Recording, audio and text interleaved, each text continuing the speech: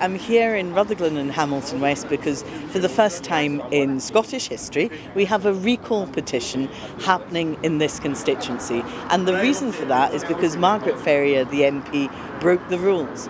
She travelled knowingly when she had COVID and endangered other people in the process. So we're here in Rutherglen and Hamilton West really to encourage people to sign the recall petition. Let's have that by-election. Let's have a fresh start for this constituency with the Labour representative Michael Shanks. So I've just been to sign the recall petition into whether Margaret Ferrier should stay as our MP or not, and I think it's such an important decision for people living in this constituency. After 3 years of waiting for this to finally come to this point, people get the chance to decide who represents them. So I was happy to sign it today and to see queues of people outside the town hall waiting to sign it.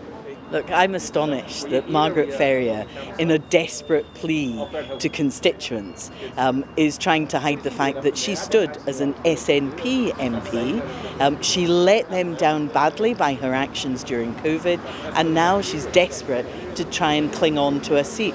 The truth is, this constituency has not been well represented as a result of that. They need to elect somebody who will provide a fresh start. In our view, that's Michael Shanks. He lives in the constituency, he understands the issues. We're going through a huge cost of living crisis at the moment. People are struggling with rents, with mortgages, indeed with their electricity bills still.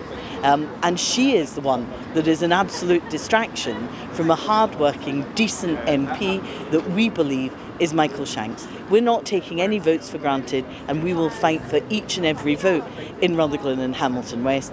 But constituents are telling us it is time for a change, it's time for a fresh start. And if you talk to people here, you can sense the anger of people. This was a serious breach of the rules, reckless behaviour, a time where people all across this constituency put their lives on hold.